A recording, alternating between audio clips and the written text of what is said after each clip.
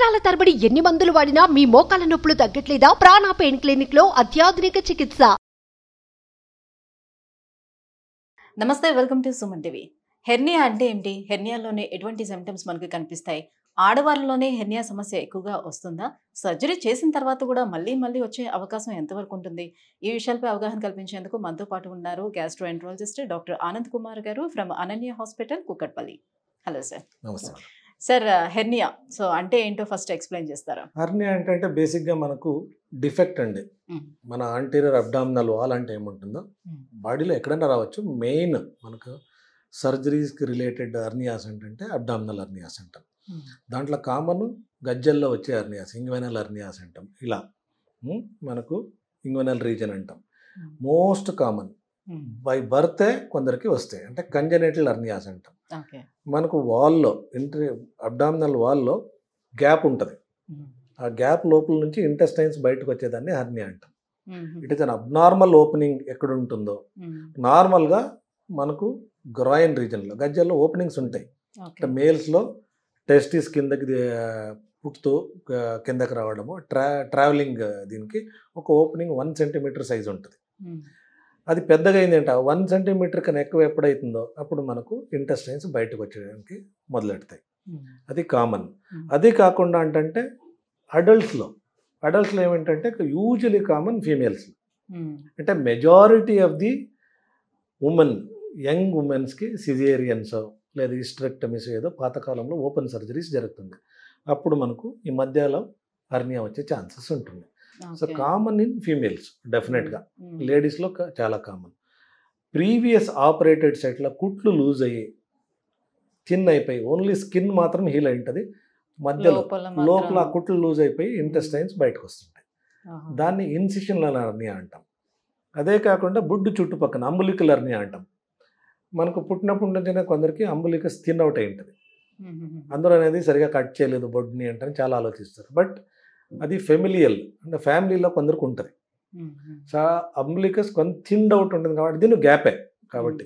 So ఆ గ్యాప్లో నుంచి అది ఆస్తమా ఉండేవాళ్ళు కానీ, బరువు ఎత్తేవాళ్ళు, ఎస్పెషల్లీ రెస్లర్స్ అంటాం, వీళ్ళకంతా అలాంటి వీక్నెస్ ఉంటే స్లోగా లావ్ అయిపోతాయి. దాన్ని అంబులికల్ హెర్నియా అంటాం. అదే కాకుండా కొందరికి ఇట్లా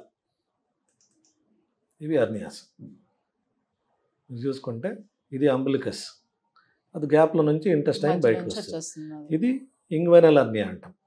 ఇలాగా డిఫెక్ట్ ఎక్కడ ఉంటుందో అక్కడ నుంచి ఇంటెస్టైన్స్ కానీ మొమెంటమ్ అంటాం, ఫ్యాట్ కంటెంట్ కానీ బయటకు వచ్చేదాన్ని హెర్నియా అంటని చెప్తాం. ఇది quite common in females, common in young age group, caesareans అయింది లేదా హిస్టరెక్టమీ అయింది వాళ్ళకి కామన్ ఉంటాయి. సో దీనికి ఏమైనా మనకి సిమ్టమ్స్ కనిపిస్తాయా sir? Hernia symptoms clear cut symptom అంటే స్వెల్లింగ్. ప్రతి లేడీని ఫస్ట్ చెప్పేది ఏంటంటే సడన్గా ఒకరోజు స్నానం చేస్తుంటే నాకు ఆపరేషన్ చేసిండే చోట చిన్నగా ఏదో గడ్డలాగా అనిపించింది, నొప్పేం లేదు, నేను మర్చిపోయాను దాని గురించి ఉంటుంది. ఇయర్స్ టుగెదర్ మర్చిపోతారు. సడన్గా ఒకరోజు సడన్గా పెయిన్ వచ్చి వామిటింగ్స్ అయ్యి అది లోపలికి పోతలేదు. ఇన్ని రోజులు నేను పండుకుంటే లోపలికి పోతుంది, నిల్చుంటే బయటకు వస్తుంది, బరువు ఎత్తితే బయటకు వస్తుంది, మళ్ళీ రెస్ట్ తీసుకుంటే తగ్గిపోతుంది సార్ అంటే చాలామంది చెప్తుంటారు. బట్ కొందరికి సడన్గా కాఫ్ అయ్యి దగ్గు ఉండేవాళ్ళు ఏమంటారు, సడన్గా వెయిట్ లిఫ్ట్ చేశారంటే ఇంటెస్టైన్ ఒక లూప్ ఇంకొక లూప్ ఎంటర్ అయింది ఏంటంటే గ్యాప్లో, చిన్న గ్యాప్లో 2 లూప్ అంటే ఇరుక్కుపోతాయి, అబ్స్ట్రక్షన్ అంటాం. అప్పుడు సివియర్ పెయిన్తో వస్తారు. సివియర్ పెయిన్ వచ్చింది అంటే లైఫ్ థ్రెటనింగ్. అది అప్పుడు ఏమైతుందంటే మనకు ఇంటెస్టైన్ గ్యాంగ్రీన్ అంటాం, almost blood supply cut off అయిపోతుంది. మీరు ఈ పిక్చర్ చూస్తే ఇది నార్మల్ కలర్, ఆ పిక్చర్ చూసారంటే మీకు ఇంటెస్టైన్ కంప్లీట్ లూప్ బ్లాక్ అయిపోయింది. సో గ్యాంగ్రీన్ అయ్యి ఆ పార్ట్ని తీసేయాల్సి వస్తుంది. సో ఎమర్జెన్సీ సిచ్యుయేషన్స్ హెర్నియాలో చాలా కామన్. ఓకే.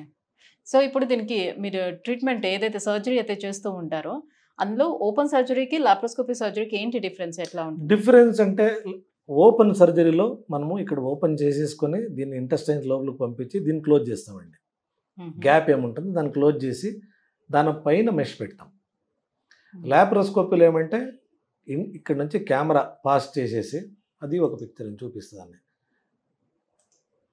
లాప్రోస్కోపీ దాంట్లో మనము లోపల నుంచి పొట్ట లోపల నుంచి మనము చిన్న హోల్స్ ద్వారా వెళ్ళి ఈ ఇంటెస్టైన్ ఏముంటుందో మనం లోపలికి తీసేసి లోపల నుంచి క్లోజ్ చేస్తాం. చేసి దీని వెనకాల ఇంటెస్టైన్ ముందు భాగంలో దీని Mesh లా వెనకాల పెడతారా? మెష్ పెడతాం. ఇవి రెండు డిఫరెన్స్ ఏం లేదు, రెండు మెష్ రిపేరే. ఒకటి ఓపెన్ స్కార్ లోపల ఉంటుంది లాప్రోస్కోపీలో, మెష్ లోపల ఉంటుంది. ఓపెన్ దాంట్లో స్కార్ స్కిన్ మీద ఉంటుంది, మెష్ బయట ఉంటుంది. ఇవి రెండే డిఫరెన్స్, వేరే ఏం లేదు. సో ఇలా మెష్ పెట్టిన తర్వాత కూడా కొంతమంది లైక్ అది అలర్జీ రావటం ఇలాంటి కంప్లైంట్స్ అవి చేస్తుంటారు కదా, అలా వచ్చినప్పుడు ఏం అలర్జీ చేస్తారు? రాదండి, అలర్జీ రాదు. Mesh is inert. మెష్ మన బాడీలోకి పోతే దానివల్ల అలర్జీ రాదు, వస్తే ఇన్ఫెక్షన్స్ రావచ్చు. ఇన్ఫెక్షన్. మెష్ ఇన్ఫెక్షన్ అంటాం. దాంట్లో లాప్రోస్కోపీలో దీనికి డిఫరెన్స్ ఎందుకంటే నేను ఎప్పుడూ చెప్పేది, before you undergo surgery let the doctor decide అంటే చెప్తా. నాకు ఇదే కావాలంటే వెళ్ళామంటే ప్రతి హెర్నియాకు మనం లాప్రోస్కోపీ చేయలేము. ఎందుకంటే లోపల పొట్ట లోపల మనం ఫారిన్ బాడీ పెట్టేటప్పుడు 10 సార్లు ఆలోచించాలి. ఇప్పుడు బయట అనుకోండి నేను ఎప్పుడైనా తీసేయచ్చు, అది ఇంటెస్టైన్ కాంటాక్ట్ రాదు కాబట్టి ఫ్యూచర్లో ఎలాంటి ఆపరేషన్ చేసినా మనకు ప్రాబ్లం ఉండదు. ఒకసారి మెష్ లోపల పెట్టామనుకోండి, it is life time foreign body inside. Intestine దగ్గరే ఉంటుంది, అతుక్కపోవచ్చు, ఆ ఇంటెస్టైన్లో హోల్ పడవచ్చు, కాంప్లికేషన్స్ కావచ్చు. ఆ మెష్ ఇన్ఫెక్ట్ అయింది ఏంటంటే మళ్ళీ మనం ఓపెన్ చేసి అదంతా తీసి మళ్ళీ రిపేర్ చేయాలి, ఇవన్నీ ఉంటాయి. ఓపెన్ ఆపరేషన్లో ఏమైతుంది ఏంటంటే మనము ఇన్ఫెక్ట్ అయినా జస్ట్ స్కిన్ ఓపెన్ చేస్తే మెష్ కనిపిస్తుంది, తీసి పడేయచ్చు. Chances of retaining mesh wash చేసి అట్లా పెట్టేయడము ఈజీ. బట్ లాప్రోస్కోపీలో అయితే లైఫ్ థ్రెటనింగ్ ఈవెంట్స్ జరిగే ఛాన్సెస్ ఉంటాయి. సో ఓపెన్ సర్జరీ చాలా బెటర్ అంటారు దీనికి. Good old standard world wide millions of years నుంచి చేస్తుంటే open surgery. It is technology has change the approach అంతే తప్ప దాంట్లో మనము we have to think before we undergo surgery. ఎందుకంటే ఒకసారి ఫారిన్ బాడీ నేను లోపల పెట్టానంటే నాకు ఫ్యూచర్ 20 years డౌన్ అయినా ఏం జరుగుతుంది అనేది మనం ఇప్పుడే ఆలోచించాలి. ఫర్ ఎగ్జాంపుల్ నేను మెష్ పెట్టాను లోపల, ఈ ఇంటెస్టైన్లో క్యాన్సర్ వచ్చింది 5 years తర్వాత, ఆల్రెడీ అతుక్కోంది మెష్కి. స్టేజ్ 1 ఉండేది స్టేజ్ 4 అయిపోతుంది. స్టేజ్ 1లో ఉండే క్యాన్సర్ స్టేజ్ 4 అవ్వచ్చు. అదే ఫ్రీగా ఉంది పొట్ట లోపల అంటే స్టేజ్ 1లో ఉండేదాన్ని మనం డిటెక్ట్ చేసామంటే క్యూరబుల్ చేయొచ్చు. ఒకసారి స్టేజ్ 4 అయింది ఏంటంటే ఇట్ బికమ్స్ ఇన్క్యూరబుల్. సో కాబట్టి మనం ఫ్యూచర్ గురించి ఆలోచించాలి ఏదైనా టెక్నాలజీ వాడేటప్పుడు. Technology is for not for exclusive patient cosmetic purpose, safety purpose, nothing else. So హర్నియాని నేనైతే రికమెండ్ డిపెండింగ్ ఆన్ సైజ్. ఇప్పుడు గ్రాయిన్ హర్నియా అంటాం, గజ్జల్లో వచ్చే హర్నియా దానికి లాప్రోస్కోపీలో డెఫినెట్గా అడ్వైజ్ చేస్తాం, ఎందుకంటే ఇంటెస్టైన్ కాంటాక్ట్ ఉండదు. బట్ ఇన్సిషన్ అనే ఈ ఏరియాలో వచ్చే హర్నియాస్కి మాత్రం కేర్ఫుల్గా ఉండాలి చేయించుకునేవాళ్ళు. సర్జరీ చేసిన తర్వాత మళ్ళీ మళ్ళీ చేయాల్సిన అవసరం ఏమైనా ఏర్పడుతుందా? వచ్చే ఛాన్సెస్ ఉంటుంది. ఎందుకని? ఇది ప్రికాషన్స్. ఎందుకంటే హర్నియా ఎందుకు వస్తుంది? ఒకటి న్యాచురల్ డిఫెక్ట్ ఉండాలి, ఇంకొకటి ఆల్రెడీ ఆపరేషన్ చేసింటే కుట్లు ఎందుకు ఊడిపోతాయి, ఒకటి టెక్నికల్ ఫెయిల్యూర్, సర్జరీ సరిగా జరగకపోయి ఉండొచ్చు, క్లోజర్ సరిగా జరగలేదంటే నీకు ఆపరేషన్ ఈరోజు అయింది ఏంటంటే వారం రోజుల్లో స్వెల్లింగ్ వచ్చేస్తుంది, తెలిసిపోతుంది. అది తర్వాత నేను 6 నెలలు 1 year తర్వాత నాకు హర్నియా వచ్చింది ఏంటంటే ఇట్ ఈస్ పేషెంట్స్ ఫెయిల్యూర్. బరువు ఎత్తడము, సడన్గా లేవడము. ఈ కాలంలో ప్రతి ఒక్కరు జిమ్లో ఉంటారు, morning evening they spend more time in gym. So abdominal exercise చేసేటప్పుడు క్రంచెస్ అంటాం, ఆ కుట్ల మీద ప్రెషర్ పడుతూ కుట్లు లూజ్ అయితే పోతాయి. స్టేర్ ఒక రబ్బర్ని మనం ఎంతవరకు లాగగలము, కట్ అవుతుంది. సో ఆ వేర్ అండ్ టేర్ పెంచేటప్పుడు హర్నియాలు డెవలప్ అవుతాయి. సేమ్ థింగ్ ఆపరేషన్ అయిన తర్వాతను నేను ఆపరేషన్ చేశాను ఇట్ ఈస్ డన్ అనేది లేదు.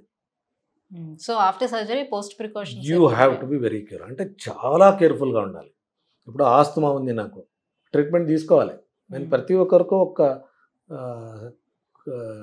చార్ట్ చేస్తా, ఎక్కడెక్కడ మీరు బాత్రూమ్ నుంచి బట్టి వాషింగ్ ఏరియా, పని చేసే ఏరియా 3 చోట్ల ఆ స్టిక్కర్ ఉండాలి. బరువు ఎత్తకూడదు, ఎంత తక్కువ బరువు ఎత్తే అంత better, not more than 5 to 10 kilos.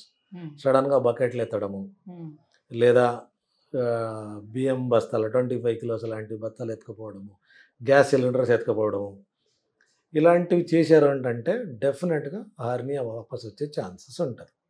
So no abdominal exercises, no lifting of weights, belt వాడాలి. అట్లీస్ట్ ఒక 6 months సపోర్టివ్ బెల్ట్ అంటే ఇస్తాం, అది వాడాలి. సో ఆస్తమా ఇలాంటివి ఉండేవాళ్ళు జాగ్రత్తగా కేర్ తీసుకోవాలి. ఇవి 4 వాళ్ళు లైఫ్ టైం రిమెంబరెన్స్ ఉండాలి. లేదంటే మాత్రం వచ్చే వస్తారు. That is why always say complicated hernias 3-4 times operation చేయించుకున్న వాళ్ళు నా దగ్గరకు వస్తారు. 5th టైం సార్ నాకు విసుగొచ్చేసింది, నాకు ఇష్టం లేదు, ఇవన్నీ ఎక్స్ప్లెయిన్ చేసిన తర్వాత సార్ 4 సార్లు ఆపరేషన్ చేయించిన ఒక్కరు నాకు చెప్పలేదు సార్ అంటారు. After that they never come back. ఇంట్లో వాళ్ళకి వచ్చినప్పుడల్లా నేను ఫాలోఅప్లో చెప్తాను, this is the only thing you have to do. If you do that you will not come back to me. So హెర్నియాలో చాలా కేర్ఫుల్గా ఉండాలి. Right. Thank you so much sir. So hernia అంటే ఏంటి, ఎన్ని రకాలుగా ఉంటుంది, దానికి ట్రీట్మెంట్ ఎలా ఉంటుంది ఏంటి అనే విషయాలు తెలియజేసినందుకు thank you so much. Thank you.